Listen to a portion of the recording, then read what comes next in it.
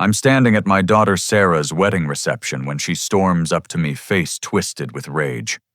"Get out of here and don't come back, you're ruining the atmosphere," she hisses. The entire ballroom goes silent. 200 guests watch as security approaches. I smile calmly, pulling the thick envelope from my jacket. "Okay, then you probably won't need this." I tear it in half, then quarters, letting the pieces flutter to the marble floor. As I turn to leave, I hear the first gasp. 6 months before that devastating moment, I was simply Aurelius Blackwood, a 68-year-old widower, trying to hold my family together. My manufacturing company had provided well for us over the years, and I'd recently sold it to spend more time with my 3 children. Margaret, my wife of 42 years, had passed away 3 years earlier after a brutal fight with pancreatic cancer. Her absence left a void in our family that seemed to grow wider with each passing day. Sarah, my youngest at 32, had taken her mother's death the hardest. Or so I thought. Where she once called daily and visited every weekend, now weeks would pass without contact. When we did speak, our conversations felt strained, like she was performing a duty rather than talking to her father. The change became more pronounced after she started dating Preston Whitfield III. I'd met him only twice before that fateful January morning when they appeared at my door, Sarah glowing with excitement and a massive diamond ring catching the winter light. "Daddy, we're engaged!" she announced, throwing her arms around me while Preston stood back, adjusting his Italian leather gloves and checking his phone. "That's wonderful, sweetheart," I said, embracing her while studying Preston over her shoulder. He met my eyes, briefly offering a smile that never quite reached his own. They settled onto my living room couch, Sarah chattering about their whirlwind romance, while Preston continued scrolling through his device.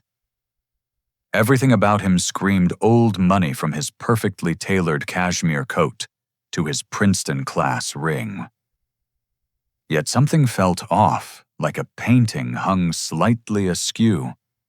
"The wedding will be at the Whitfield estate in June," Sarah explained, her voice taking on an unfamiliar formal tone.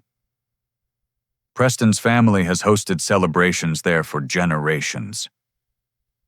I'd be honored to pay for the wedding, I offered, following our family tradition.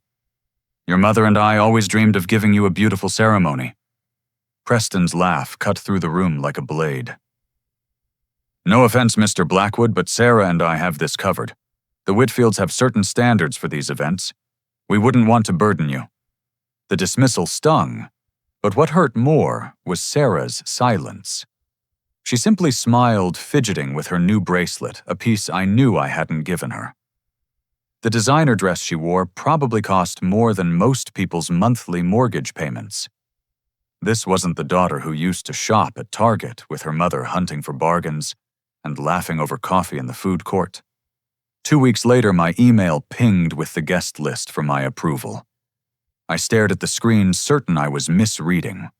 The Blackwood family had been allocated 12 seats. 12. Meanwhile, the Whitfield side boasted over 150 names, a who's who of Boston society. I called Sarah immediately. "Honey, I think there might be a mistake with the guest list. Most of our family isn't included." Her sigh carried through the phone. "Dad, it's not a mistake. The Whitfields have extensive business obligations. Preston's father insists on inviting his associates.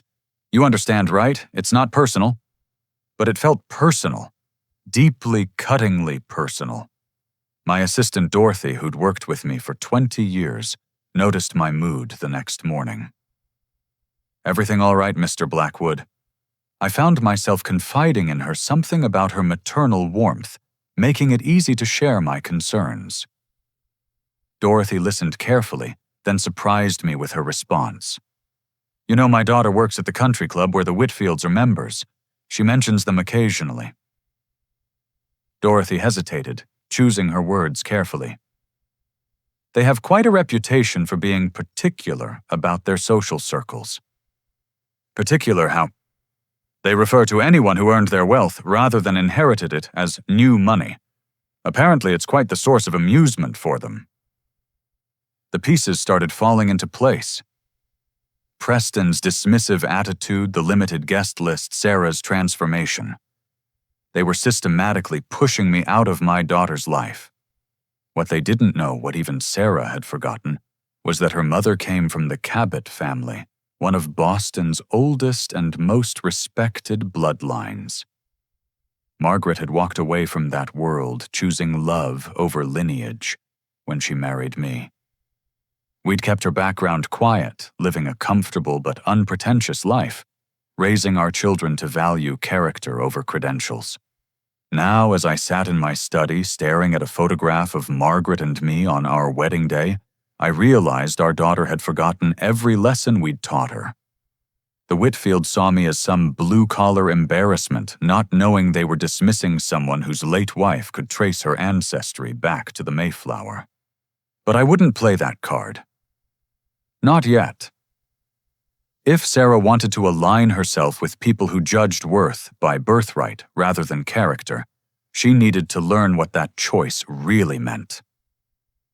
The wedding was 4 months away. Plenty of time to understand what was really happening in my daughter's life. That night, I pulled out Margaret's old photo albums, running my fingers across images of Sarah as a child. In every picture, she was laughing, muddy, joyful. When had that carefree girl become someone who would let her fiancé's family treat her father like an unwelcome obligation? I made a decision then. I would attend this wedding play, whatever role they assigned me. But I would also watch, listen, and learn.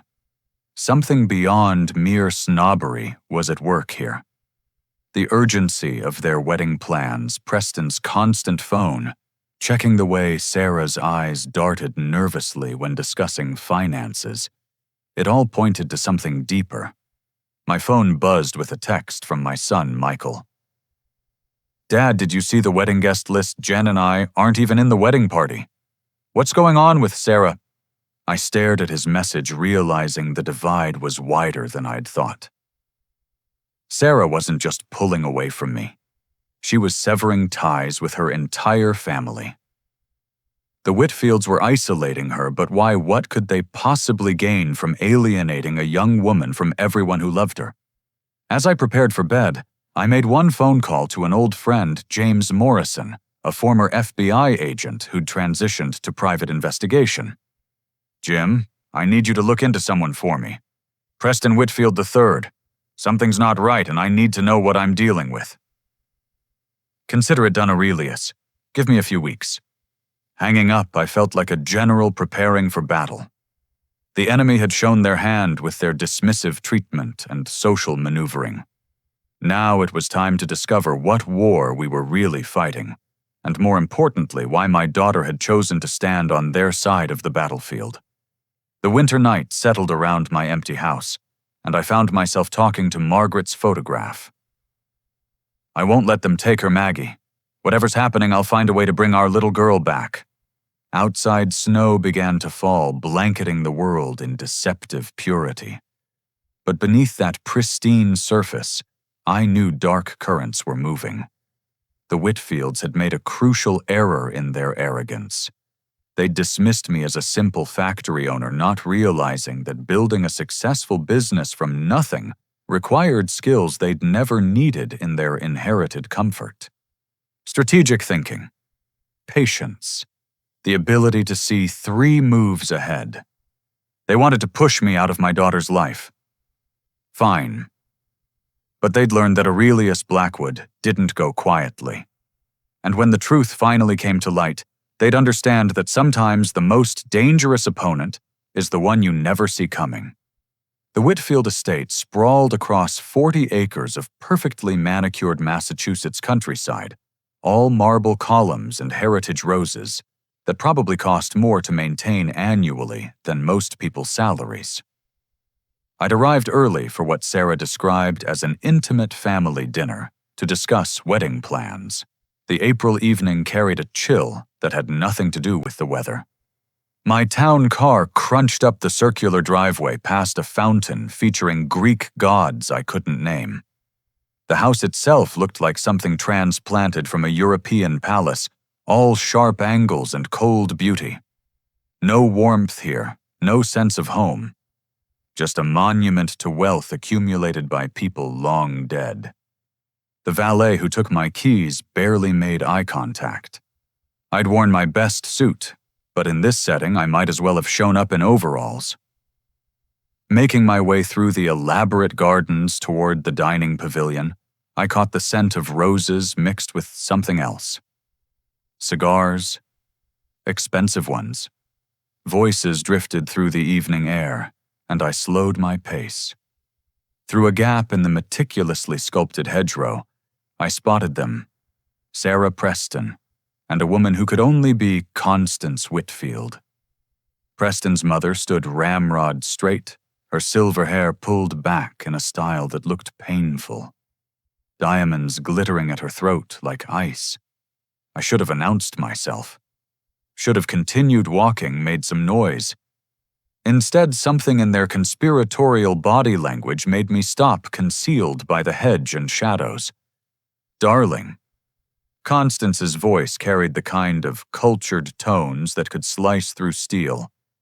After the wedding will help you distance yourself from your father. Preston's political aspirations can't be tainted by association with a grease monkey factory owner. My hands clenched involuntarily. Grease monkey. I'd built my company with these hands, provided jobs for hundreds of families, put 3 children through college, without a penny of debt. But in her world, honest work was something to be ashamed of. Sarah's response hit me like a physical blow. I know, Mother Whitfield. Dad's been an embarrassment since Mom died. He wears those awful suits, tells those long stories about the factory. He doesn't understand our world. The sooner we cut ties, the better. My knees nearly buckled. This was my baby girl, the child who used to fall asleep on my chest, who begged for bedtime stories about brave princesses who saved kingdoms. Now she stood there in her designer dress, casually discarding me like an outdated appliance. Preston's voice joined the conversation, and what he said next changed everything. Once we're married, you'll have access to the trust fund from your mother's side. We've already had our lawyers look into it quietly. There's nearly 30 million there just waiting. Constance made a pleased sound. The Cabot Trust. I must admit, when Preston first mentioned you, I had concerns. But discovering your connection to the Cabots changed everything. Of course, we can't have people knowing we need the money, so we've been very careful about how we've approached this. Your father probably doesn't even know about it, Preston continued. He's too simple to understand complex family finances. Working-class types rarely do. Once you have control, we can restructure the funds to handle our immediate needs. Our immediate needs. Not Sarah's needs, theirs. The truth crashed over me in waves. Margaret's family trusts something she'd insisted we never touch, wanting to preserve it for true emergencies, or to help our children start their own families. I'd planned to sign it over to Sarah as a wedding gift, a surprise that would secure her future. But they already knew about it, had already made plans for it. The prenuptial agreement is brilliant, Constance added. Sarah keeps all inherited assets, which means the Cabot money remains in play even if things don't work out. Though of course we expect this marriage to last. Preston knows his duty. His duty, not his love, his duty. Sarah giggled a sound so unlike her natural laugh it made my stomach turn. Preston's been so patient pretending to care about my boring family dinners. After the wedding, we won't have to maintain the charade. Speaking of which, Preston said, checking his phone again, that constant companion, Benedetti's getting impatient. I told him he'd have his 8 million by July. The wedding needs to happen on schedule. 8 million. The number hung in the air like a noose. Darling, lower your voice, Constance chided. We can't have the staff gossiping. Everyone believes the Whitfield fortune is intact. They don't need to know about the investments that went badly or the lawsuits. This marriage solves everything. What about her father? Preston asked. He seems the type to ask questions, maybe want to stay involved even after we've distanced ourselves. Constance's laugh was like crystal breaking. We have contingencies for that. Dr. Kellerman at Shady Pines is a family friend. If Mr. Blackwood becomes difficult after the wedding, a few documented incidents of confusion, some concerning behavior we've witnessed, and he'll be somewhere he can't interfere. For his own good, naturally. I've been keeping notes. Sarah offered eagerly, like a student seeking approval. Times he's repeated stories seemed confused about dates. It won't be hard to establish a pattern if we need to. My hand found the garden wall, steadying myself. My own daughter was documenting fake evidence to have me committed. The betrayal was so complete, so calculated, I could barely process it. Excellent thinking, darling. You're becoming quite the strategist. The Whitfield women have always known how to protect family interests. Constance's approval dripped condescension. Your mother would be proud. Margaret would be horrified, I whispered into the darkness.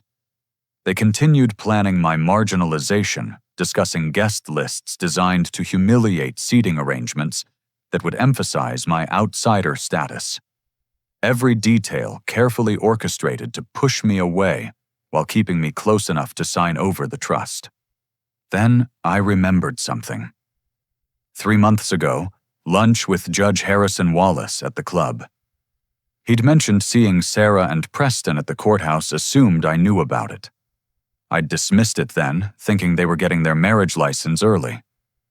Now the pieces clicked into place. Conservatorship papers. They'd been building a case against me for months. My phone vibrated in my pocket. A text from Morrison. Call me immediately, urgent. But I couldn't move. Couldn't stop listening to my daughter laugh about how she'd convince her siblings that I was losing my faculties. How Preston would use his connections to ensure any protests were dismissed as the ramblings of a bitter old man. We should go in, Sarah finally said. Dad will be here soon. I need to play the loving daughter a little longer. You've gotten quite good at it, Preston noted. Almost believable, though do try not to cringe when he hugs you. It gives you away. They moved off toward the house, their laughter trailing behind like toxic smoke. I stood frozen in the garden, surrounded by beauty that masked such ugliness. My daughter, my Sarah, was gone. In her place stood a stranger, wearing her face, speaking with her voice, but corrupted beyond recognition. I thought of Margaret, how she'd worried about raising the children away from her family's influence. Money without wisdom is destruction waiting to happen, she used to say. Now our daughter had found that destruction wrapped in a Princeton education and a prestigious name. Making my way back to my car, I told the valet I'd received an emergency call, needed to leave immediately. Let them wonder why I'd missed dinner. I had more pressing matters to attend to. In the privacy of my car, I called Morrison. Aurelius, I've found some disturbing information. Preston Whitfield is in deep with some dangerous people. We're talking organized crime, the kind of debts that don't get forgiven. The wedding date coincides with a major payment deadline. $8 million, I said quietly. He owes Antonio Benedetti $8 million. How did you… Never mind. Listen, there's more. The entire Whitfield empire is a house of cards. They're leveraged beyond belief, one default away from losing everything. This marriage isn't just convenient, it's survival. And my daughter's the lifeline. I'm afraid so. Aurelius, you need to be very careful here. People have done worse things for less money. Hanging up, I started the engine and drove away from the estate, my mind racing. They thought they had me figured out. A simple man with simple thoughts who'd stumble into their trap like a deer into headlights. They'd counted on my love for Sarah blinding me to their machinations. They were half right. My love for Sarah was absolute. But it was love for the daughter Margaret and I had raised, not this hollow creation the Whitfields had molded. And that love demanded I save her, even if she thought I was the enemy. That night I sat in my study until dawn planning. They wanted to document my confusion, I'd give them confusion. They wanted to isolate me from my children, I'd let them think they succeeded. They needed me complacent until the wedding I'd be the perfect, doddering father of the bride. But while they celebrated their clever schemes, I'd be building a case of my own. Every conversation recorded, every document preserved, every lie catalogued. The Whitfields had made a fatal error.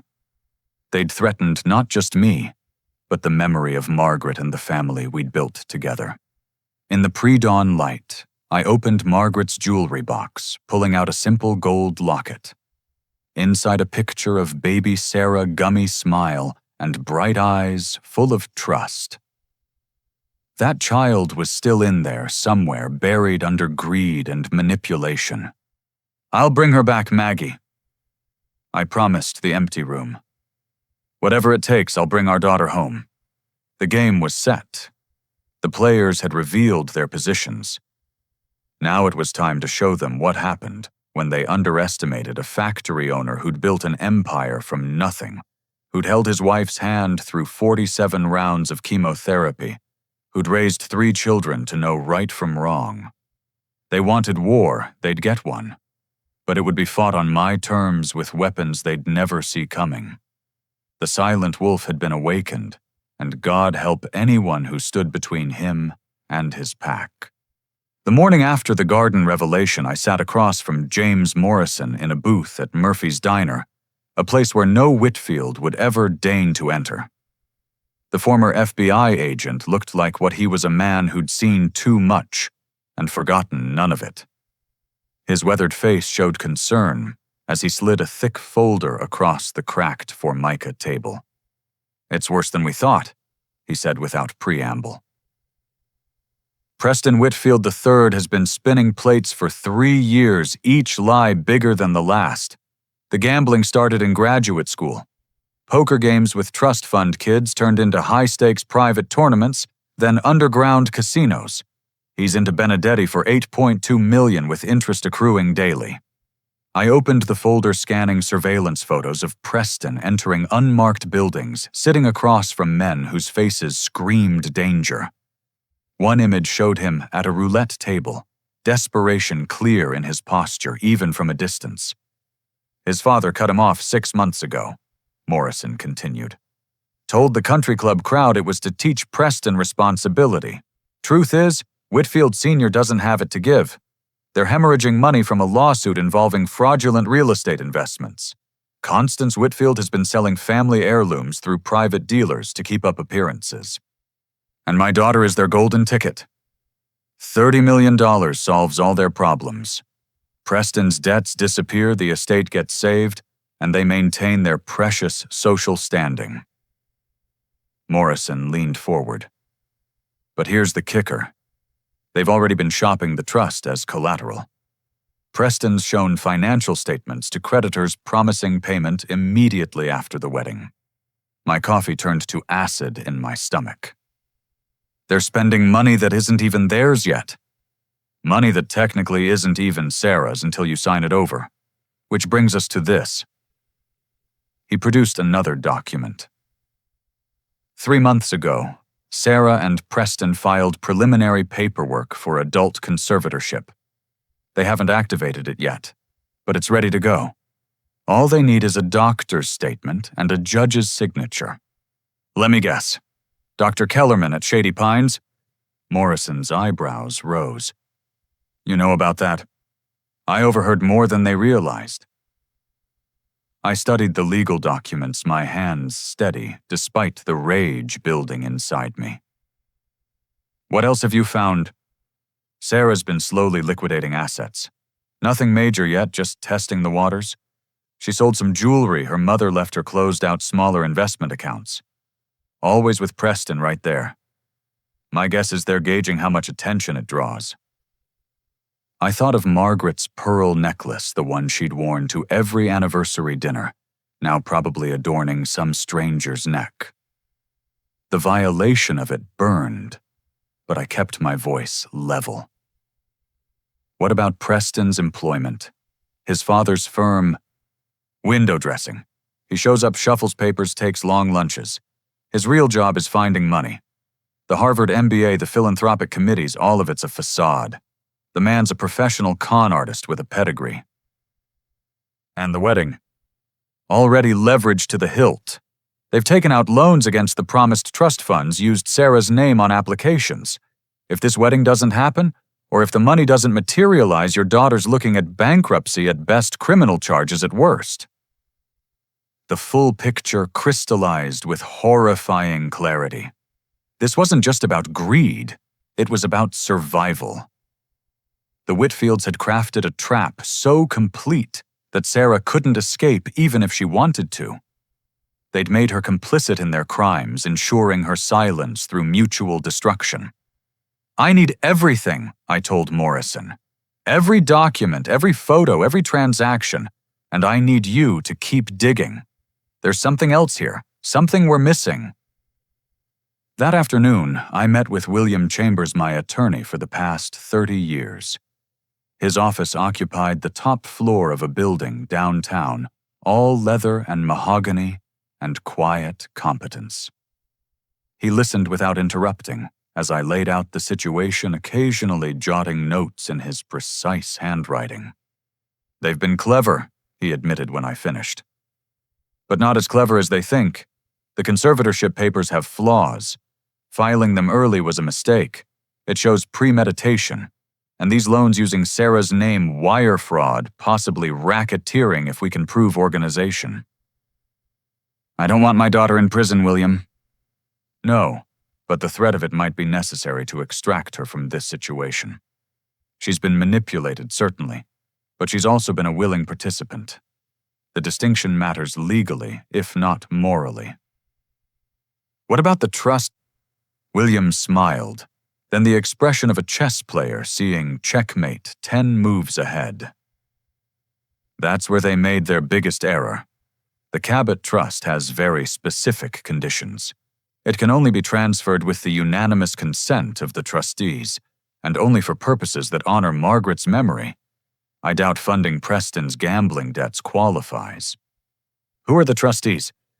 You are one, I'm another, and the third. His smile widened. Is Judge Harrison Wallace. The same judge who'd seen them at the courthouse. The same judge who'd mentioned it to me with concern in his voice.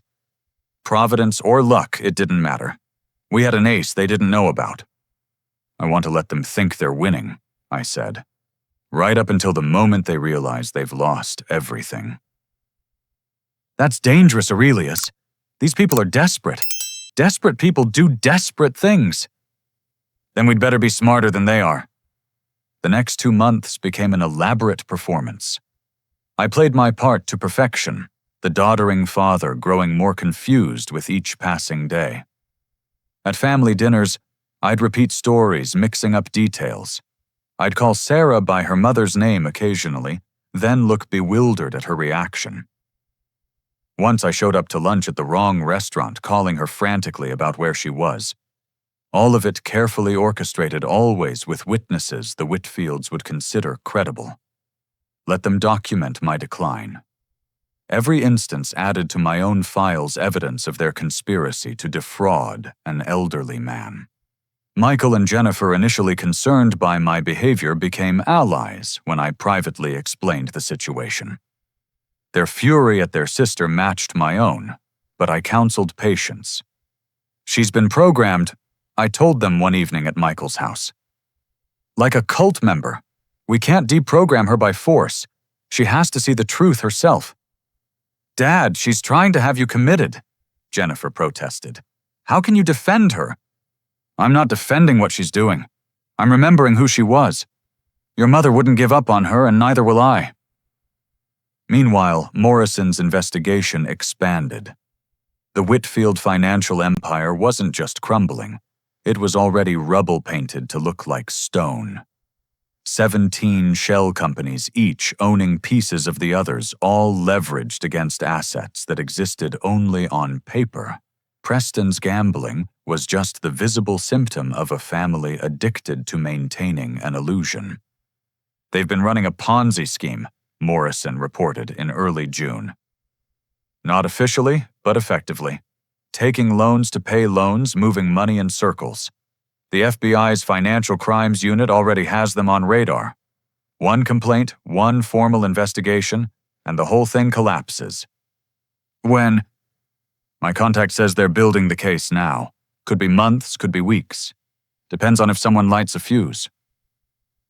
The wedding approached like a storm system on radar, inevitable and destructive. Sarah called less frequently, and when she did, her voice carried a brittleness that broke my heart. She was drowning in lies, each one pulling her deeper. 2 weeks before the wedding, she broke down during a phone call. For a moment, the real Sarah surfaced. "Daddy," she whispered, "sometimes I feel like I'm in a play and I've forgotten who I really am." "Baby girl, you can always come home. No matter what's happened, no matter what you've done. The door's always open." Silence stretched between us. I could hear her breathing, could practically feel her wavering. Then Preston's voice in the background. "Sarah, who are you talking to?" "Just my father," she replied, her tone shifting back to formal distance. "Confirming his arrival time for the rehearsal dinner." The moment passed. The mask reformed. But I'd heard it, that cry for help buried under months of manipulation. My daughter was still in there, trapped in a prison of her own making. The final piece fell into place 1 week before the wedding. Morrison called excitement barely contained. Constance Whitfield's maiden name was Kellerman, Dr. Kellerman at Shady Pines, her brother. He lost his medical license in New York for Medicare fraud, but somehow got reinstated in Massachusetts. Guess who pushed through his application? The Whitfield family connections. Exactly. He owes them everything. Having you committed there isn't just convenient, it's keeping it in the family. The corruption ran deeper than mere greed. This was systematic, generational. A family so accustomed to manipulating systems that destroying lives had become just another business transaction. I stood in my study that night looking at the wall of evidence we'd compiled. Financial records, photographs, legal documents, recorded conversations. Enough to destroy the Whitfields completely, to send Preston to prison, to expose their entire house of cards. But doing so would destroy Sarah, too. She'd signed documents, participated in fraud, helped plan a conspiracy against her own father. The law wouldn't care that she'd been manipulated. Co-conspirators rarely received mercy. "What would you do, Maggie?" I asked the empty room. The answer came not in words, but in memory. Margaret at Sarah's high school graduation, tears streaming down her face. "She's going to change the world," she'd whispered. "Our little girl is going to be extraordinary." She was still extraordinary, just lost. And sometimes to help someone find their way back, you had to let them hit bottom first. But you also had to be there to catch them when they fell. I picked up my phone and made one final call to Morrison. "Are your FBI contacts ready to move?" "Say the word." "Not yet. But I want everything in place. The morning of the wedding, I want to be able to bring their entire world crashing down with one phone call." "Understood. Aurelius, be careful. When cornered animals realize they're trapped. They become dangerous, I know, but I'm not the one in the trap." I hung up and began preparing my final prop, an envelope thick with documents. Not the trust transfer papers they expected, but blank forms from an office supply store. Let them think their scheme was working right up until the moment it all fell apart. The wedding was in 5 days. Sarah thought she was marrying into security and status. Preston thought he was hours away from salvation. The Whitfields thought they'd won. They were all wrong. The silent wolf had finished his preparations. Now it was time to show them what happened when they threatened his pack. But first he had to let them think they'd won. The hardest part of any hunt was the patience, the waiting, the absolute stillness before the strike. In 5 days at a wedding meant to seal my daughter's fate. I'd either save her or lose her forever. There was no middle ground left. Dawn broke over the Whitfield estate on June 21st, painting the sky in shades of rose and gold that seemed to mock the darkness I knew was coming. I'd been awake since 3, sitting in my hotel room, reviewing every detail of what was about to unfold. The envelope lay on the dresser, 40 pages of blank legal forms that would soon reveal the truth about everyone in this charade. I dressed with deliberate care, choosing a navy suit that was respectable, but purposefully outdated. The tie was slightly too wide, the shoes comfortable rather than stylish. Every detail calculated to reinforce their image of me as the bumbling, out-of-touch father. My phone buzzed with a text from Morrison. "All teams in position, waiting for your signal." I typed back, "Not yet. Let them commit fully." The morning air carried the scent of roses and fresh-cut grass as I arrived at the estate. Workers scurried about like ants adjusting flower arrangements that probably cost more than most annual salaries. A string quartet was already practicing in the garden, their music floating through the air like a beautiful lie. Mr. Blackwood. The wedding coordinator. A sharp-faced woman named Vivian intercepted me near the main entrance. "You're early. The father of the bride usually arrives with the family." "Couldn't sleep," I said, adding a tremulous quality to my voice. "Big day, my little girl getting married." I pulled out a handkerchief and dabbed at my eyes, noting how she stepped back slightly, as if confusion might be contagious. "Yes, well, the groom's quarters are in the east wing if you need anything. The bride's preparation area is off limits, of course." Of course. I wandered away, playing the role of the overwhelmed father, occasionally stopping to touch flowers or stare at architectural details with exaggerated wonder. Several of Preston's groomsmen passed by, their snickers barely concealed. Perfect. Let them see what they expected to see. The house bustled with controlled chaos. Caterers arranged elaborate displays of food that looked more like art installations. Florists made final adjustments to arrangements that belonged in museums. Everything screamed wealth and taste, and breeding a carefully orchestrated display of superiority. I found my assigned changing room a small space near the servants' quarters. The placement wasn't subtle, but I smiled as I adjusted my tie in the mirror. They'd given me a servants' room on the most important day of my daughter's life. The insult would make what was coming even sweeter. Michael and Jennifer arrived together, their faces tight with suppressed anger. We'd agreed they would play along, though it was killing them. Jennifer hugged me, whispering, "The FBI agents just arrived. Morrison has them stationed around the perimeter." "Good. Remember, act natural. Be hurt by your seating assignments, but don't make a scene. We need them overconfident." "Dad," Michael said quietly, "are you sure about this? Once we start, there's no going back." "There's already no going back, son. They made sure of that." The morning progressed with agonizing precision. I made strategic appearances, each time playing up my supposed confusion. Once I asked a server where the bathroom was 3 times in 10 minutes. Another time I called Preston by the wrong name, then looked bewildered when corrected. Constance Whitfield watched from across the room, her smile sharp as a blade. Around 11, I encountered Dr. Kellerman near the bar. He studied me with professional interest, no doubt cataloging behaviors for future testimony. I gave him plenty to work with, fumbling with my cufflinks and muttering about Margaret as if she were still alive. "Mr. Blackwood," he said smoothly, "how are you feeling today? It must be emotional giving your daughter away." "Margaret should be here," I replied, letting my eyes go unfocused. "She promised she'd be here for Sarah's wedding. Where is Margaret?" I saw him make a note in his phone. Another brick in their wall of evidence against me. If only he knew he was building my case, not theirs.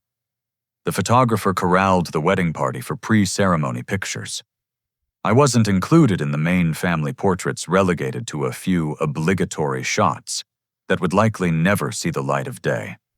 Sarah avoided eye contact throughout, her smile bright and brittle as glass. "Just a few with your father," the photographer suggested. "We'll do those later," Sarah said quickly. "The light will be better." There would be no later, and we both knew it. Noon approached like an executioner's appointment. Guests began arriving in earnest, a parade of Boston's elite, mixed with what Morrison had identified as Preston's creditors. Antonio Benedetti arrived in a car worth more than most houses, his presence sending a ripple of tension through the Whitfield family. I stationed myself where I could observe without being noticed. Preston paced in the garden, his phone constantly at his ear. Even from a distance, I could see the sweat staining his collar. $8 million in debt had a way of ruining wedding day calm. 30 minutes, someone announced, and the energy shifted into high gear. I made my way to the ceremony space, an outdoor pavilion draped in white silk and climbing roses. The seating arrangements told the whole story. The Whitfield side overflowed with guests, while our family section looked sparse and forgotten. They'd placed me in the third row behind cousins Sarah had met maybe twice in her life. But I took my seat without complaint, nodding pleasantly to the guests who bothered to acknowledge me. The envelope rested in my inner jacket pocket, its weight both terrible and comforting. 40 blank pages that would soon reveal 40 layers of deception. The string quartet began the processional music. Preston took his place at the altar, his best man whispering urgently in his ear, probably reminding him that several of the guests were actually creditors expecting payment by sunset. The bridesmaids glided down the aisle, none of them Sarah's actual friends. Jennifer had been excluded, told there wasn't room in the wedding party. These were Whitfield-approved substitutes, daughters of business associates who'd add the right names to the wedding announcement. Then came Sarah. She looked beautiful in a dress that cost more than most people's cars, Margaret's pearl necklace notably absent. Her smile was perfect, practiced empty. But as she passed my row, our eyes met for just a moment. In that instant, I saw my daughter, the real one. Scared, trapped, silently screaming for help she couldn't ask for. I touched the envelope through my jacket. Soon, baby girl. Soon. The ceremony proceeded with all the warmth of a business merger. The officiant, a Whitfield family friend, spoke about unions that strengthened communities, about bloodlines and legacy. Not once did he mention love. "Who gives this woman to be married?" he asked. The question hung in the air. Traditionally, I should have stood, should have walked Sarah down the aisle. Instead, Constance Whitfield rose from her seat. "Her new family does." She announced the words, a calculated insult that drew muffled gasps from those who understood the protocol breach. I remained seated, my smile never wavering. Let them have their moment of cruelty. It would make the reversal so much sweeter. The vows were exchanged, rings, placed lies, spoken with practiced ease. Preston promised to cherish and protect, even as his phone vibrated with what were surely demands for payment. Sarah promised to honor and obey, even as she participated in a conspiracy to destroy her family. "I now pronounce you husband and wife." The kiss was perfunctory, a business deal sealed with minimal contact. The crowd applauded, some with genuine enthusiasm, others with the hollow sound of people who sensed something amiss, but couldn't quite name it. As the recessional music began, I stood with the rest of the guests. The envelope seemed to pulse with possibility. The trap was set baited with their own greed and arrogance. All that remained was to spring it. The cocktail hour would come first, then the reception. Somewhere between the champagne toasts and the father-daughter dance I wouldn't be allowed to participate in, they would push too far. They always did. Arrogance was like gravity, inevitable in its pull. I made my way to the reception hall, noting the FBI agents scattered throughout the crowd. Morrison stood near the bar dressed like a guest, but alert as a hunting hawk. Judge Wallace was here too, having received a last-minute invitation when the Whitfields learned of his connection to the Cabot Trust. The pieces were all in position. The board was set. Now came the hardest part, waiting for them to make the move that would destroy them. Because in their arrogance, in their certainty that they'd won, they would overplay their hand. They always did.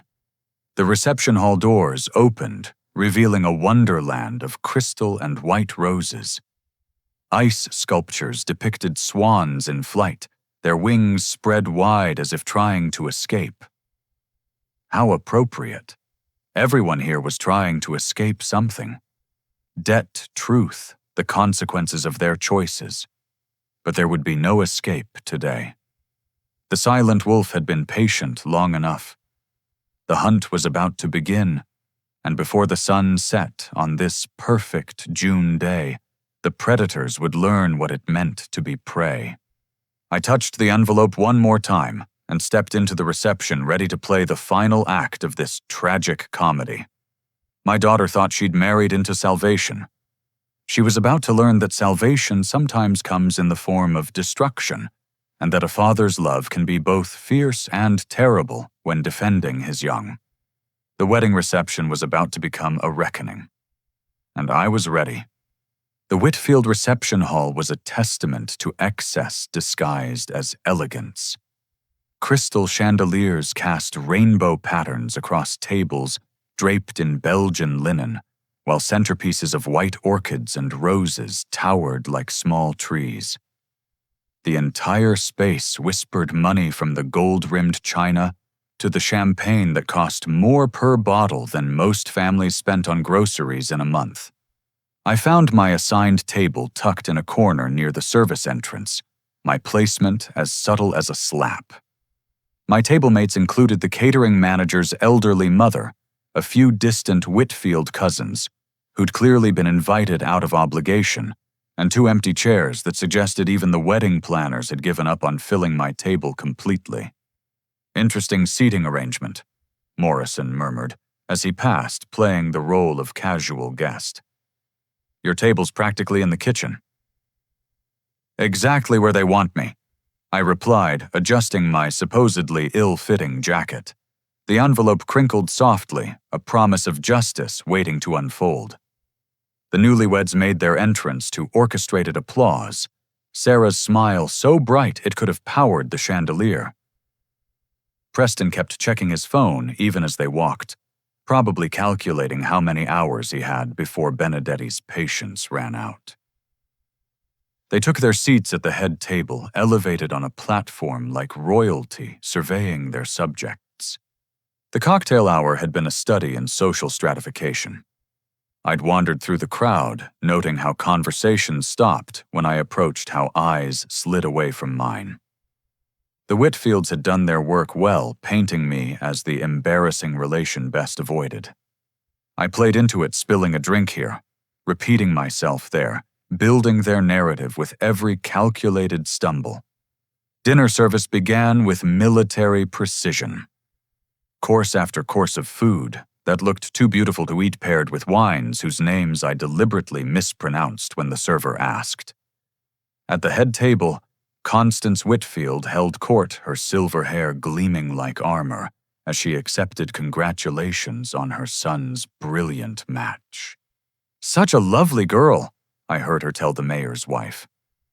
Of course she needed some polishing coming from her background, but Preston has been so patient with her education. My hand tightened on my fork. Education.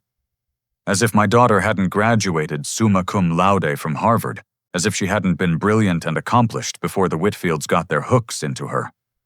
The speeches began, each one a master class in coded insults and backhanded compliments.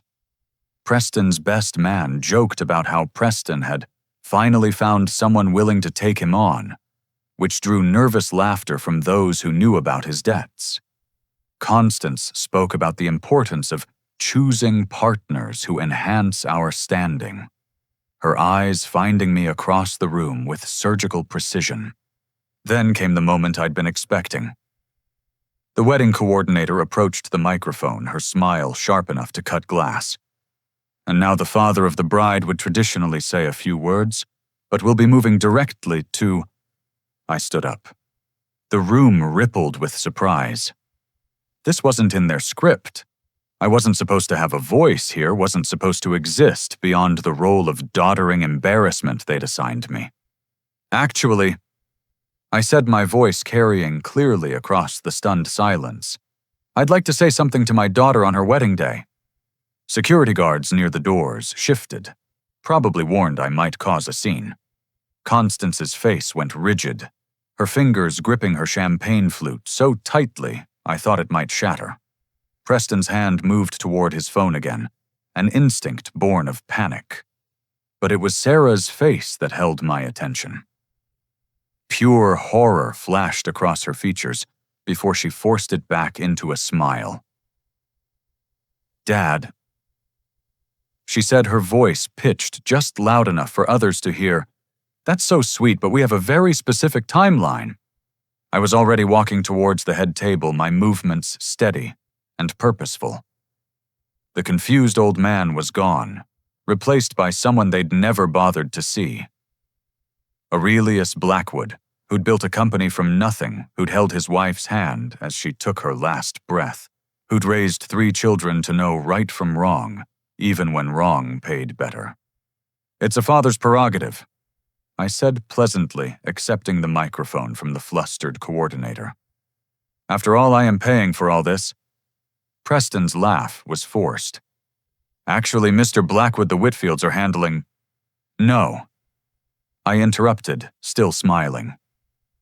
"You see, when children plan weddings, they sometimes forget to mention certain details to their parents, like the fact that they've been taking out loans against trust funds that haven't been transferred yet, or that they've been promising creditors money that doesn't belong to them." The room had gone absolutely still. Even the servers had stopped moving, sensing the electricity crackling through the air. At a table near the front, Antonio Benedetti leaned forward, his interest suddenly laser-focused. "Dad." Sarah stood, her voice shaking. "You're confused. Maybe you should sit down. You know how you get sometimes." Confused. I pulled the envelope from my jacket, holding it up for everyone to see. "You're right, sweetheart. I have been confused. Confused about how my daughter became someone who would document fake evidence of her father's mental decline. Confused about how she could plot with her new family to have me institutionalized." Gasps rippled through the crowd. Phones appeared in hands, the modern instinct to record drama overriding social protocols. Constance started to rise, but Preston grabbed her arm, his face cycling through shades of pale that would have been fascinating in different circumstances. But mostly, I continued, my voice growing stronger. "I'm confused about how you thought I wouldn't find out. About the gambling debts, the Ponzi scheme, the plan to steal $30 million from a trust fund that was meant to honor your mother's memory." "Stop!" Sarah's scream cut through the room like a blade. She was standing now, designer dress trembling with her rage. Get out of here right now, you're ruining everything's security." 2 guards moved toward me, but Morrison intercepted them, his FBI credentials flashing just long enough for them to reconsider. The guests were in full recording mode, now society matrons and business titans alike, capturing every second of the unfolding catastrophe. "Get out of here and don't come back!" Sarah continued, her voice reaching a pitch I'd never heard before. "You're ruining the atmosphere. You're destroying my wedding." I smiled, then the expression of a man who'd waited months for this exact moment. "Okay then, I suppose you won't need this." I held up the envelope, making sure everyone could see it clearly. "Your wedding gift. The trust fund transfer you've been counting on. The $30 million you've already borrowed against." Sarah's face transformed greed overwriting rage so quickly it was almost comical. "Wait, Dad." But I was already tearing the envelope. The sound of ripping paper echoed through the silent room like thunder. Once, twice, 3 times, until the pieces were small enough to flutter to the ground like snow. "No!" The scream came from 3 throats simultaneously. Sarah Preston and Constance, their voices joining in a harmony of horror. Sarah dropped to her knees in her designer dress, scrambling to collect the pieces, her perfectly styled hair falling across her face. "What have you done?" Preston was on the ground, too, grabbing at fragments of paper. "Do you have any idea what you've just cost us?" That's when they saw it. The print on the torn pages. The header from a common office supply store. The realization hit them like a physical blow, and the screaming really began. "These are blank." Constance's cultured voice cracked completely. "These aren't the trust documents." "No," I agreed pleasantly. "They're not. You see, I've known about your plans for months. Every conversation, every scheme, every little detail of how you plan to destroy my family for money." Preston lunged at me, then all pretense of civility gone. "You bastard! Do you know what you've done? They'll kill me. Benedetti will actually kill me." Morrison and his team moved smoothly, restraining Preston before he could reach me. As if on cue, the main doors opened, and FBI agents entered, their credentials visible, their purpose clear. Preston Whitfield III. The lead agent announced, her voice cutting through the chaos. "You're under arrest for wire fraud, racketeering, and conspiracy to commit elder abuse." The room erupted. Guests screamed and pushed back from tables. Constance fainted, though I suspected it was more strategic than genuine. And through it all, Sarah remained on her knees, staring at the scattered pieces of blank paper that had revealed the truth of what she'd become. "There never was going to be a transfer," I told her quietly, crouching down to her level. "The Cabot Trust requires unanimous consent from all trustees. Judge Wallace is one of them. He's known everything from the beginning." "You destroyed me," she whispered, mascara streaming down her cheeks. "You've destroyed my life." "No, baby girl. You did that yourself the moment you chose greed over family. I just refused to let you destroy mine too." The arrests continued with brutal efficiency. Preston still cursing and threatening. Several of his groomsmen who'd been identified as co-conspirators. Even Dr. Kellerman caught trying to slip out through the service entrance. Mrs. Whitfield. An agent approached Constance, who'd recovered remarkably quickly from her faint. "We'll need you to come with us for questioning regarding your family's financial activities." The Grand Dame of Boston society was led away in handcuffs, her silver hair still perfectly coiffed, even as her empire crumbled around her. The remaining guests fled like rats from a sinking ship, their abandoned dinners still steaming on tables that now looked more like crime scenes than celebrations. And at the center of it all, my daughter knelt in her wedding dress, surrounded by the fragments of her deception. The woman who'd kicked her father out of her wedding had gotten exactly what she'd wished for.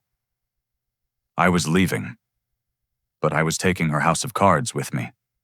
The silent wolf had revealed himself at last, and the sheep's clothing lay in tatters at his feet.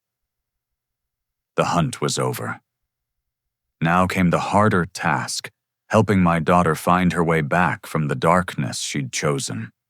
But first she had to face the consequences of that choice. And as I walked out of the Whitfield estate, leaving chaos in my wake, I knew the hardest lessons were often the most necessary. The wedding that was meant to be Sarah's triumph had become her reckoning. And somewhere in the ruins of her greed, I hoped my daughter would find the person she used to be. The Whitfield estate looked different in the harsh light of legal scrutiny. 20 minutes after I'd torn up those blank papers, the reception hall had transformed from a fairyland into a crime scene. FBI agents moved with practiced efficiency, boxing up documents, photographing evidence and taking statements from shell-shocked guests who'd come for champagne and gotten chaos instead. I stood outside on the terrace watching through floor-to-ceiling windows as my daughter's world imploded. Sarah hadn't moved from where she'd collapsed, still kneeling in her designer dress among the scattered paper fragments. The image would haunt me forever, but not as much as the image of her casual cruelty in the garden 2 months ago. Mr. Blackwood. Agent Patricia Morgan approached her expression professional, but not unkind. We'll need a formal statement, but that can wait until tomorrow. Morrison's given us most of what we need. What happens to Sarah? That depends on what we find and how cooperative she is. The financial fraud is primarily on Preston and his mother. But the conspiracy to commit elder abuse, the forged documents, those involve your daughter directly. She paused, studying my face. I'm sorry. I know this isn't easy. Easy would have been letting them get away with it, I replied. Easy would have been signing over that trust and pretending I didn't know they planned to lock me away. This isn't about easy. It's about right. Through the windows, I watched Preston being led away in handcuffs, his perfect wedding suit rumpled, his Princeton confidence shattered. He was shouting something about lawyers, about connections, about how they couldn't do this to him. The agents remained unmoved. $8 million in gambling debts had a way of limiting one's options. Benedetti and his associates had melted away at the first sign of federal agents, but not before making their position clear to Preston. The wedding might be over, but his debt remained. Even federal custody wouldn't protect him from that reality forever. Dad. Michael appeared at my elbow, Jennifer close behind. They'd watched the entire spectacle from their relegated seats, their faces mixing satisfaction with sorrow. What now? Now we wait, I said, and we hope your sister remembers who she used to be. The terrace doors burst open, and Constance Whitfield emerged flanked by agents but still attempting to maintain her imperious bearing. She spotted me, and her face contorted with rage that stripped away decades of careful breeding. You... She tried to lunge toward me, but the agents held firm. You destroyed us. Do you have any idea what you've done? The Whitfield name has meant something in Boston for 200 years. And in one generation you turned it into a synonym for fraud, I replied calmly. Your family's problems started long before my daughter entered the picture. You just thought you could use her to solve them. She came to us willingly, begging to be part of our world. We gave her everything. You gave her lies and taught her greed. You took a grieving daughter and turned her into a weapon against her own family. I stepped closer, close enough to see the desperation cracking through her facade. But you made one mistake, Constance. You assumed that because I built my wealth instead of inheriting it, I must be stupid. You never bothered to learn who you were really dealing with. Judge Wallace chose that moment to exit the building, his robes traded for a simple suit, but his authority unmistakable. He'd been inside reviewing documents, preparing for the legal proceedings that would follow. Constance, he said, with the weight of old acquaintance turned sour. I've seen the paperwork your son filed, attempting to access the Cabot Trust through fraudulent means, preparing false conservatorship documents, conspiracy to commit elder abuse. Your brother's already confessed to his part in exchange for leniency. The last of Constance's composure shattered. Theodore wouldn't. He couldn't. He did. Apparently, family loyalty has limits when faced with federal charges. Wallace turned to me. Aurelius, I'm sorry it came to this. Margaret would be heartbroken. Margaret would understand, I said. She always said that money without wisdom was destruction waiting to happen. The Whitfields proved her right. Through the windows, I saw Sarah finally being helped to her feet by female agents. Her wedding dress was ruined, stained with tears, and the debris of her schemes. She looked around the destroyed reception hall, as if seeing it for the first time, taking in the abandoned tables, the overturned chairs, the ice sculptures still standing like frozen witnesses to her downfall. Our eyes met through the glass, and for a moment she was 8 years old again, caught stealing cookies before dinner. That same mix of defiance and shame, that same desperate hope that somehow love could overcome the transgression. But this wasn't about cookies, and she wasn't 8 anymore. The agents led her toward a side exit, away from the main entrance where news vans were already gathering. The society wedding of the season had become the scandal of the decade, and every media outlet in Boston wanted their piece of the story. Mr. Blackwood, a younger agent, approached with an evidence bag. We found these in the bridal suite. Thought you should know. Inside the clear plastic were documents, dozens of them. Forged signatures, fake medical evaluations, financial transfers prepared and waiting. But what caught my eye was a photograph at the bottom of the stack. Sarah and Margaret at Sarah's college graduation, both beaming with pride and love. She'd kept it with her criminal evidence, a talisman of the life she was preparing to destroy. Thank you, I managed, my voice thick. The agent nodded and moved away. Around us, the estate continued its transformation from crime scene to cautionary tale. Guests' abandoned gifts were being catalogued their cards, noting who'd been willing to celebrate this union of greed and deception. The wedding cake stood untouched, its perfect fondant, hiding whatever lay beneath, much like the Whitfields themselves. Sir. Morrison approached, looking tired but satisfied.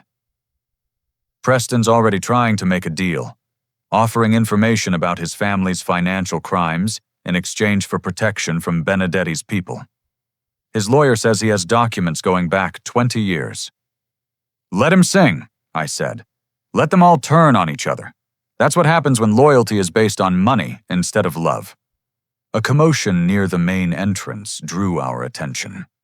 News crews were setting up their cameras, hungry for footage of the mighty Whitfield's fall.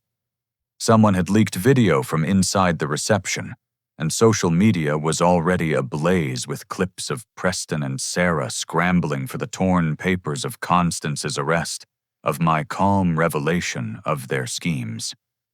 We should go, Jennifer suggested, before they realize you're out here. But I wasn't ready. Not yet.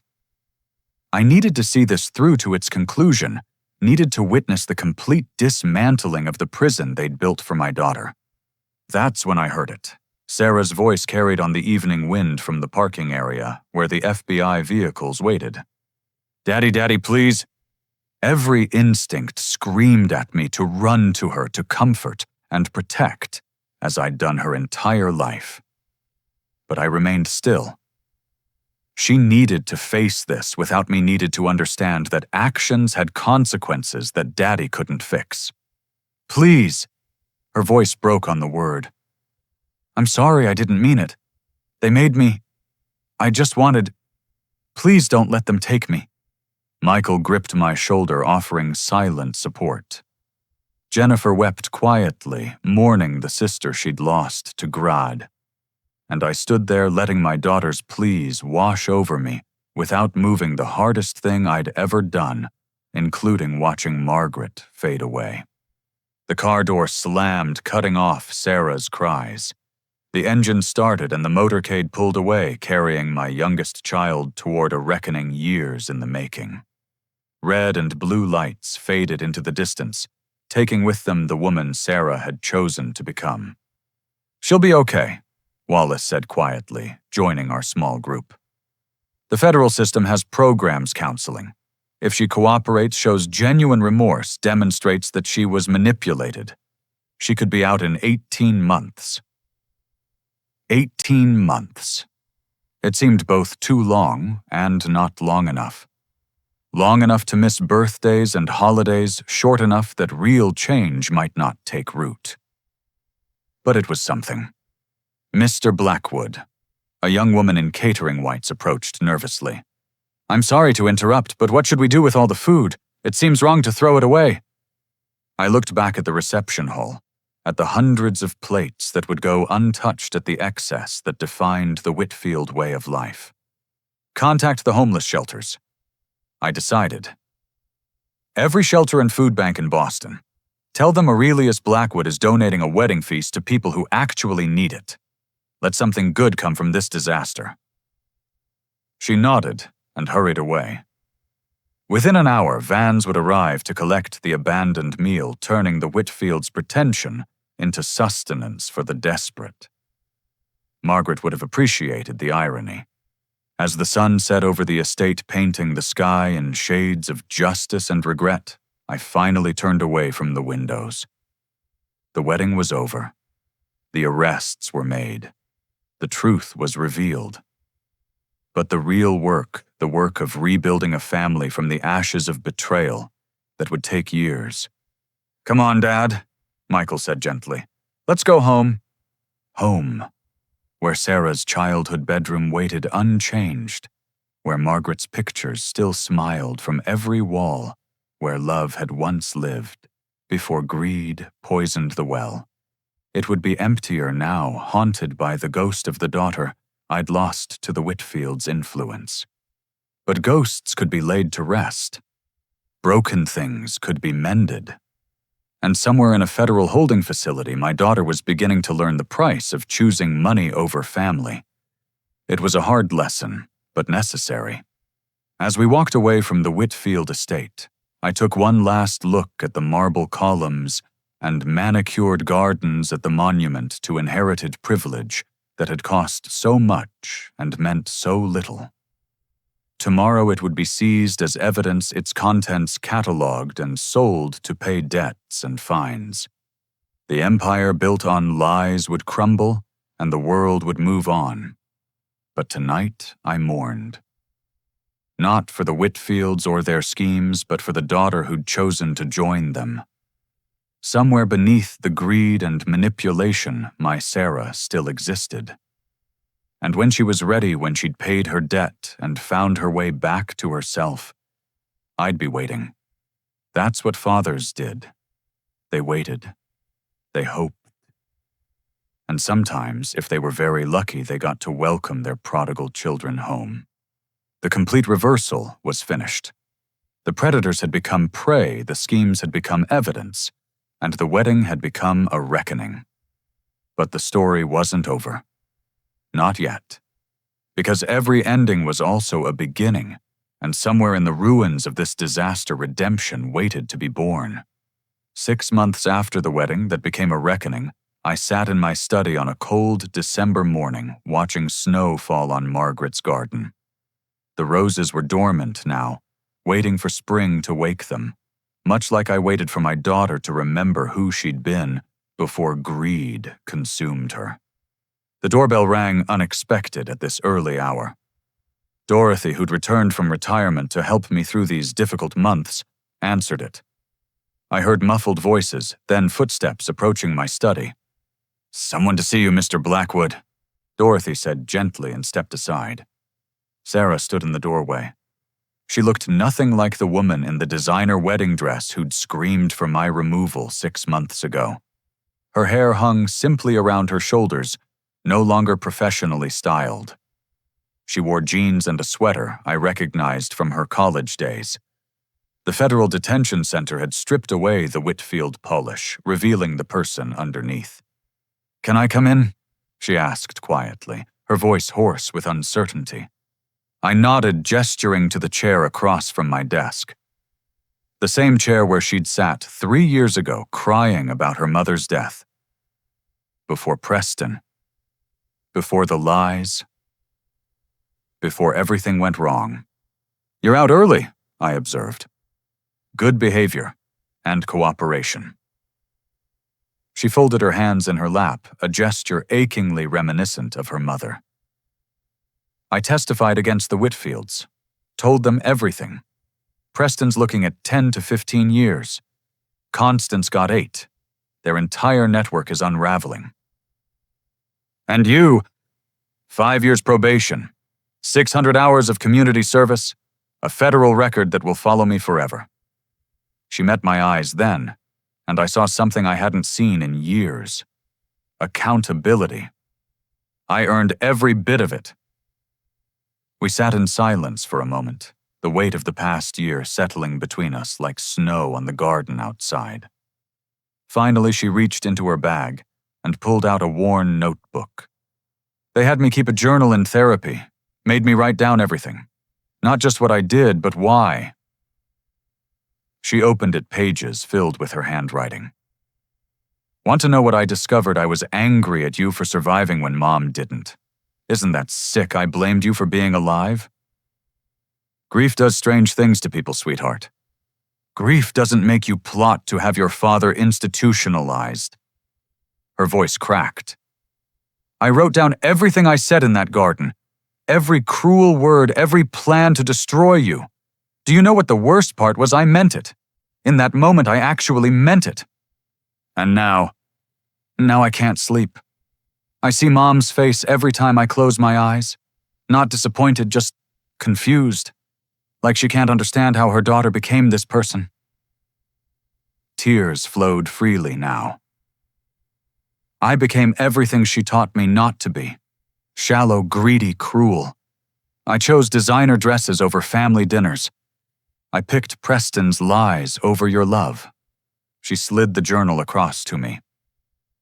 The therapist says I need to make amends. Real ones, not just words. So I wrote it all down. Every lie, every scheme, every moment I chose them over you. It's all there. I picked up the journal but didn't open it. I don't need to read this, Sarah. Please, I need you to know. I need you to understand how far I fell so you can decide if I'm worth forgiving. You're my daughter. That makes you worth forgiving. But forgiveness and trust are different things. She nodded, wiping her eyes. I know. Trust I'll have to earn, if you'll let me. What happened to Preston? Turns out when you owe the mob $8 million and your scheme to pay them back falls apart, they don't care that you're in federal custody. He's in protective segregation, but that won't last forever. His family's empire is gone. Everything liquidated to pay victims of their Ponzi scheme. Constance is in the same facility I was in. Orange doesn't suit her. Despite everything, I felt no satisfaction in their destruction. They were symptoms of a disease that infected anyone who valued wealth over worth status, over substance. Sarah had simply been susceptible to the infection. Do you know what the trust was really for? I asked suddenly. Your mother's family money. She shook her head. Cancer research. Every penny was designated for finding a cure for what killed her. She never wanted us to touch it for personal use. Said there were things more important than money. I smiled sadly. The irony is, if you'd just asked, if you'd come to me with whatever trouble Preston was in, I'd have helped. Not with 30 million, but enough. Because you're my daughter. I didn't think, Preston said what he needed to say to save himself. And you heard what you wanted to hear because it meant you could have the life you thought you deserved. The life I thought would make the pain stop. She looked around the study, taking in the family photos, the books, the comfortable chair where Margaret used to read. I had everything right here. Love, family, security. And I threw it away for people who saw me as nothing but a bank account. So what now? Now I work. The prosecutor got me a job with a non-profit that helps elderly people who've been victims of financial abuse. Ironic, right? I spend my days helping protect people from people like who I became. She straightened slightly. I'm good at it. Turns out when you know all the tricks, you can spot them easily. And the family. Michael won't speak to me. Jennifer will, but carefully. Like I might break or betray her again. I don't blame them. She paused. I'm seeing someone. A counselor at the non-profit. He knows everything, doesn't care. Says people aren't defined by their worst moments, but by how they rise from them. Smart man. He wants to meet you. I told him that wasn't his call to make. She stood smoothing her jeans. I should go. I just needed you to know. I'm trying. Every day I'm trying to be someone Mom wouldn't be ashamed of. Your mother never stopped loving you, I said carefully. Even at your worst, she would have loved you. That's what parents do. Even when their children try to have them locked away. Even then, though I'll admit that tested the limits. She almost smiled, a ghost of the girl who used to laugh at my terrible jokes. I know I can't undo what I did. I can't give you back the daughter you lost or the wedding you deserve to see. But maybe if you're willing, I can become someone worth knowing again. I stood and walked around the desk. Up close, I could see the toll the past year had taken. Fine lines around her eyes, a wariness that hadn't been there before. But also something else. Strength. The kind that only comes from facing your demons and surviving. Sunday dinners are at 6, I said. Dorothy makes pot roast. Her tears came fresh then, but different. Cleansing instead of manipulative. Really? You'll sit at the same table where you plotted against me. You'll eat with the family you betrayed. It won't be comfortable. Michael might not come if you're there. Jennifer will watch everything you do, and I'll probably never fully trust you with anything important again. I understand. But you'll be there, because that's what families do. They show up even when it's hard, especially when it's hard. She hugged me, then carefully, like she wasn't sure she had the right. I held my daughter for the first time in over a year, feeling the sharp angles where designer clothing used to hide her hollowness. She was different now, damaged, but real in a way the Whitfield version never was. Thank you, she whispered. Don't thank me. Thank your mother. She taught me that love doesn't mean accepting someone's actions. It means believing they can change. I pulled back, looking into her eyes. Don't waste this chance, Sarah. You won't get another. I won't, I promise. After she left, I sat back in my chair, emotionally drained but oddly hopeful. The daughter who'd walked into my study wasn't the one I'd raised, but she wasn't the stranger who'd betrayed me either. She was something in between, someone forged in the fire of consequences and tempered by truth. The journal she'd left sat on my desk. I opened it, reading her careful documentation of every lie, every cruel intention, every moment she'd chosen greed over grace. It was painful reading, but necessary. Not for me, but for her. She needed to document her fall to understand her rise. 2 years passed. Sarah came to Sunday dinners first alone, then with Thomas the counselor, who'd become more than that. Michael gradually thawed, especially after Sarah helped his wife's elderly grandmother avoid a predatory lending scheme. Jennifer learned to trust again when Sarah refused a substantial inheritance from a great-aunt, insisting it go to charity instead. I've had enough of inherited money, she said simply. At my 70th birthday party, a small family affair, Sarah stood to make a toast. Not the practiced society speech she'd have given before, but something raw and real. To my father who loved me enough to let me fall, who showed me that sometimes destruction is the first step toward reconstruction, who taught me that the most expensive wedding in the world means nothing if you're marrying for the wrong reasons.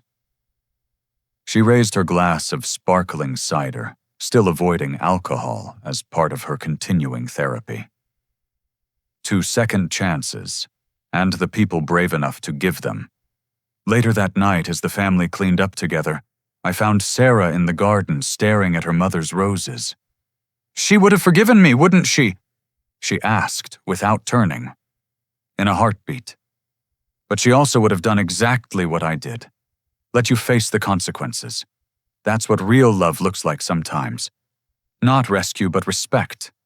Respecting someone enough to let them own their choices. "I'm glad you tore up those papers. They were blank anyway." She laughed, the first real laugh I'd heard from her in years. "I know. The FBI told me. Said you'd played us all perfectly." She turned to face me. "Were you ever going to transfer that money? The day before your wedding, I signed papers creating the Margaret Cabot Blackwood Cancer Foundation. $30 million that will help find a cure. That's her real legacy. Not enabling greed, but fighting the disease that stole her from us." "That's perfect. She'd love that." We stood together in the garden, where she'd once plotted my destruction, now planning nothing more than which roses to prune come spring.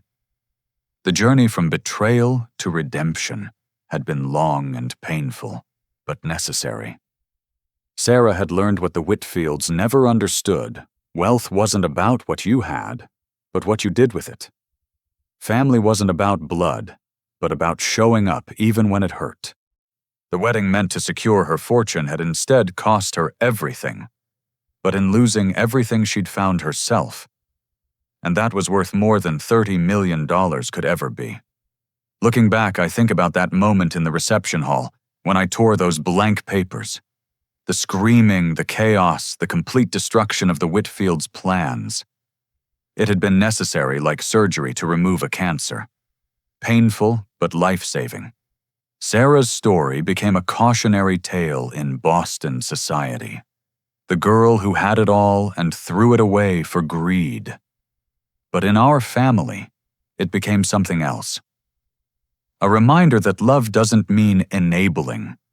That sometimes the greatest gift a parent can give is the willingness to let their child fail, face consequences, and find their own redemption. The Whitfield estate was sold at auction, the proceeds going to victims of their schemes. Preston Whitfield III served 7 years before being released to a world that no longer knew his name. Constance died in prison, still believing the world owed her a lifestyle she couldn't afford. Their legacy became a footnote in financial crime textbooks. But Sarah's legacy was different. She spent the next decade building a new life on the ashes of her old one. She became one of the country's leading advocates for elder financial protection, using her hard-won knowledge to help families avoid the trap she'd fallen into. She married Thomas in a backyard ceremony that cost less than one of her old designer dresses. She raised 2 daughters who knew their grandmother through stories and the cancer research center that bore her name. And every Sunday she came to dinner. Not as the prodigal daughter anymore, but simply as family. Flawed, forgiven, and forever changed by a wedding that ended in handcuffs instead of honeymoon. The trust money Margaret left has funded 3 major research breakthroughs. Scientists estimate they're within 5 years of a cure for the cancer that killed her. That's her true legacy, not cash in a bank account, but hope for families facing what we faced. Sometimes the best gift a parent can give isn't money or position or even approval. Sometimes it's the strength to say no, the wisdom to see through manipulation, and the courage to let someone you love face the consequences of their choices. Because it's only in facing those consequences that we learn who we really are. My daughter kicked me out of her wedding thinking she was choosing wealth over family. Instead, she learned that when you abandon those who truly love you for those who only love your money, you end up with nothing.